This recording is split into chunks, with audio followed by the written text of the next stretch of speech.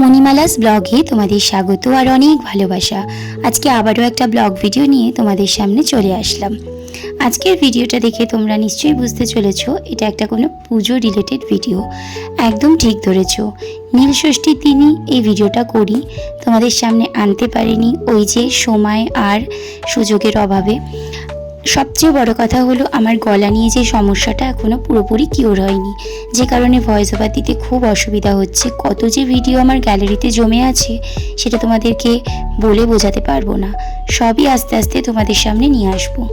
তো যাই হোক, ভিডিওটা তোমরা পুরো দেখো, আর যদি ভালো লাগে অবশ্যই আমাকে কিন্তু কমেন্ট করে জানাবে। নীল ষষ্ঠীর উপোস কিন্তু আমি আমার শাশুড়ি মা দুজনেই করে থাকি।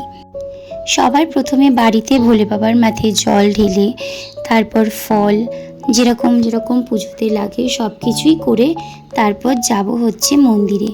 মা মন্দিরে যায়নি, কারণ মা আগে মন্দিরে যেত, গঙ্গা স্নান করতো, সবই করতো, কিন্তু এখন ওই নানান সমস্যা অর্থাৎ পায়ে ব্যথা, কোমরে ব্যথা, যে কারণে আর মন্দিরেও যেতে পারে না অথবা গঙ্গা স্নানটাও করতে পারে না। তো আমি যেহেতু প্রথম থেকেই বাড়িতেই দিয়ে আসছি, মানে বাড়িতে প্রথমে দিই তারপর যাই মন্দিরে।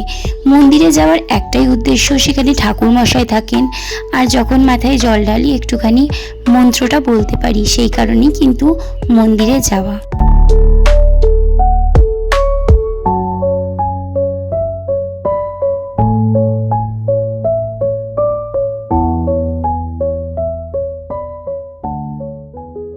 মন্দিরে যাব বলে সবার প্রথমে আমি নিজে রেডি হয়ে যাই, অর্থাৎ চুল বেঁধে ভালো করে সেজে গুজে একটা নতুন নাইটি পরে সবার প্রথমে বাড়িতে ঠাকুরের মাথায় জল ঢালি। তারপরে কিন্তু শাড়ি পরে গেছিলাম মন্দিরে। প্রথমে ভেবেছিলাম বাড়িতে শাড়ি পরবো, তারপর যা গরম পড়েছিল যে কারণে শাড়িটা পরে আর পুজো দিতে পারিনি, বাড়িতে মন্দিরেই গেছিলাম।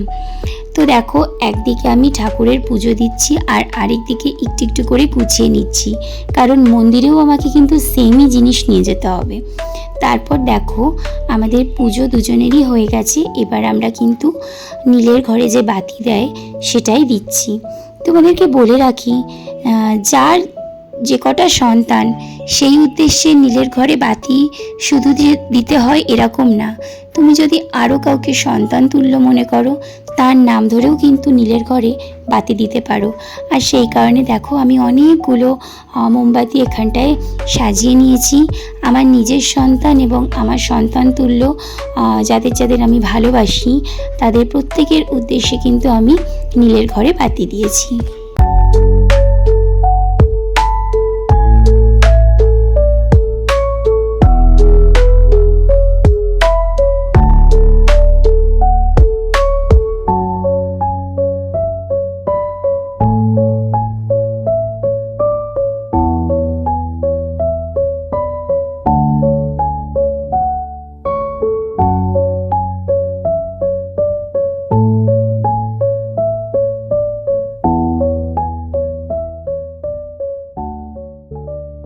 বাড়ির পুজো কমপ্লিট করে এবার চলে যাব মন্দিরে, আর আমার সমস্ত কিছু গোছানো হয়ে গেছে। আমি প্রথমে ভেবেছিলাম তোজোকে নিয়ে যাব না, কিন্তু তোজো ঘুম থেকে উঠে গেছে। আর এটাই হয়, যখনই আমি মন্দিরে যাই ও কিন্তু আমার সঙ্গে যায়, আর আমার এটা ভালোও লাগে। আর আজকেও তার কোনো ব্যতিক্রম হয়নি। ওর বাবাই কিন্তু আমাদেরকে নিয়ে গেছিল মন্দিরে, প্রত্যেকবার কিন্তু ওর বাবাই নিয়ে যায়। আর ওই যে দেখো, আমার পুচকেটা কিন্তু সবার প্রথমে দরজা খুলে দাঁড়িয়ে রয়েছে, আর ঠিক যাওয়ার একদম আগ মুহূর্তে ও কিন্তু উঠে গেছে। কোনো রকমে ওকে রেডি করে চললাম মন্দিরের উদ্দেশ্যে।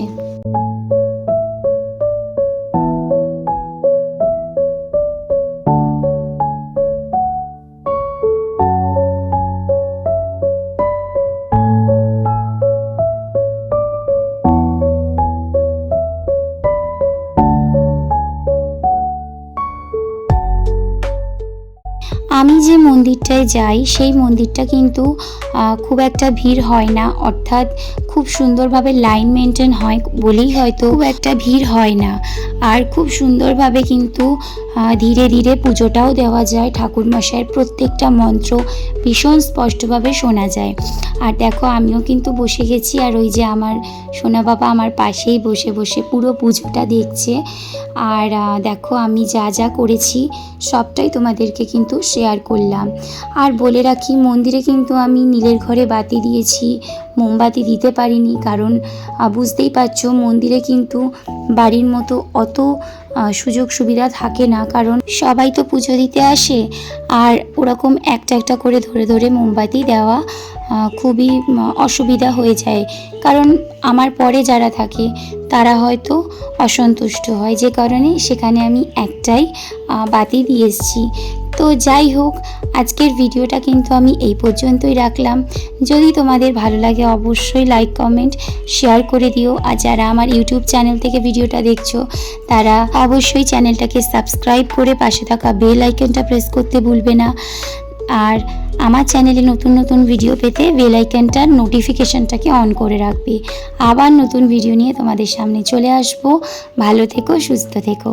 আর সবাই আমার সাথে একসাথে বলো, হর হর মহাদেব, ওম নমঃ শিবায়।